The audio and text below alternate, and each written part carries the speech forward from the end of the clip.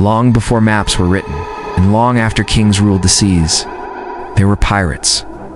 Ruthless, clever, forgotten.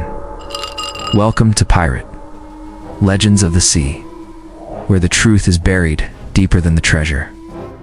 In the year 1914, as the world prepared to descend into the chaos of the First World War, a different kind of expedition was quietly preparing to embark.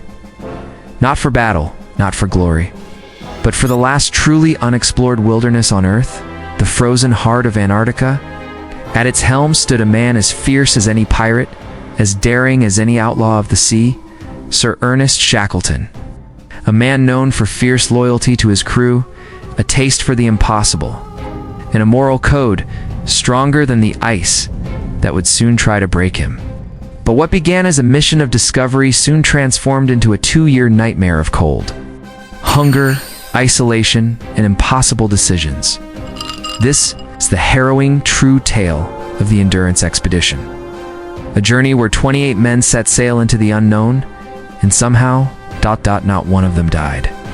You've heard of battles, treasure hunts, and mutinies, but nothing compares to the raw, frozen struggle of these men against an unforgiving sea of ice. It all began with a bold plan: cross the entire continent of Antarctica by foot, coast to coast, through the South Pole, something no human had ever done. Shackleton's plan wasn't just ambition, it was legacy. He wanted to leave a mark on the map, a trail across the white void. Shackleton's ship was named Endurance, and it would prove to be the most ironic name in history. She was a 3-masted barkentine, strong and reinforced for icy conditions. Her crew were hand-picked: scientists, sailors, a photographer, a carpenter, even a stowaway. All men united by adventure, willing to face death in pursuit of the unknown. They set sail from England in 1914, passing through Buenos Aires and South Georgia Island before entering the treacherous Weddell Sea, which bordered the eastern edge of the continent. Shackleton knew the Weddell Sea was dangerous. Ice packed tightly there, but he didn't know just how cruel it would be. By January 1915, the Endurance became trapped in pack ice, held tight like a bug in amber. The men were now prisoners of the ice, drifting helplessly. Further from land, with each passing day, they couldn't move. They couldn't escape. The ship groaned and moaned as the ice crushed its wooden hull inch by inch. Below deck, they heard timbers scream. Above deck, the sun rarely showed. They were swallowed by a world of white.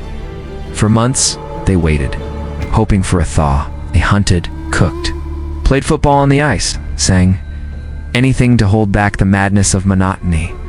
But all the while, the pressure built. And then in October 1915, the Endurance was destroyed. The ice won.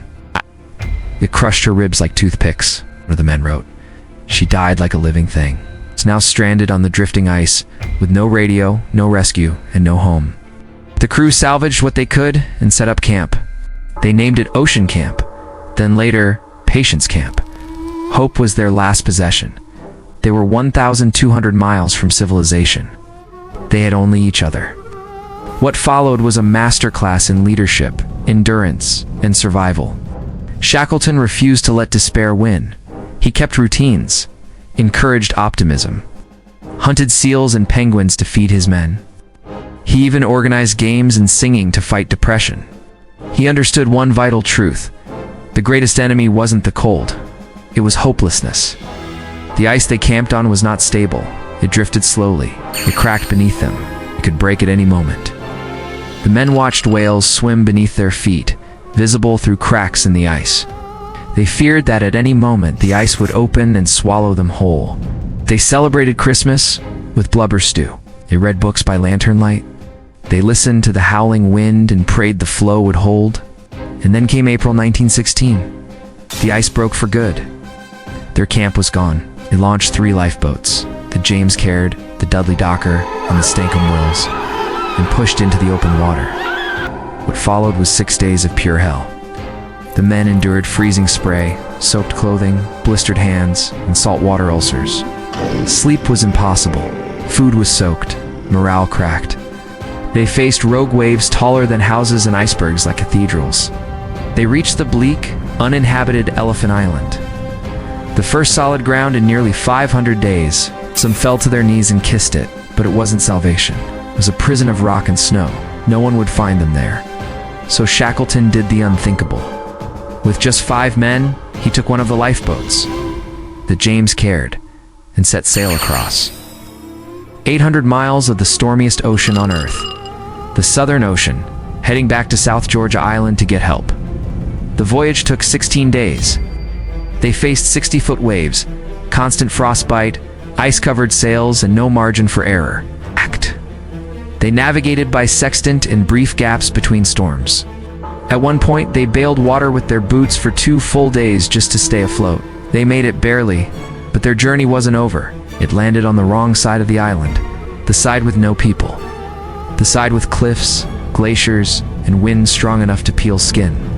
So Shackleton and 2 men climbed the unmapped glacial mountains of South Georgia, with no ropes, no climbing gear, no sleep, no food, just nails hammered into their boots for grip.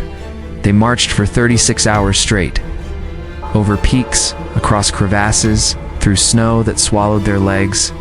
They slid down slopes on their backs, half praying they would stop. And when they finally stumbled into a whaling station, bearded, frostbitten, and skeletal, the workers didn't even recognize them. Shackleton immediately arranged a rescue, but the sea blocked his way. 4 times he tried to reach Elephant Island and failed, turned back by ice. Finally, on August 30th, 1916, almost 2 full years after they'd set out, Shackleton reached his stranded men. Every single one of them was alive, as they wept. They had survived frostbite, starvation, storms, and despair, all because one man refused to let anyone die under his command. The story of the Endurance is not one of conquest. It's one of character. Shackleton was offered a place in history alongside pirates, conquerors, and explorers. But instead, he chose loyalty, sacrifice, leadership. He never reached the South Pole, but he became a legend far greater. 'Cause in the face of everything the sea threw at him, ... he never gave up. He didn't find gold, but he saved every soul, and that ... it's a treasure greater than any found in a chest. You've just heard the whisper of the waves, but the sea keeps many secrets. Subscribe to Pirate, Legends of the Sea, or be forgotten, like the rest.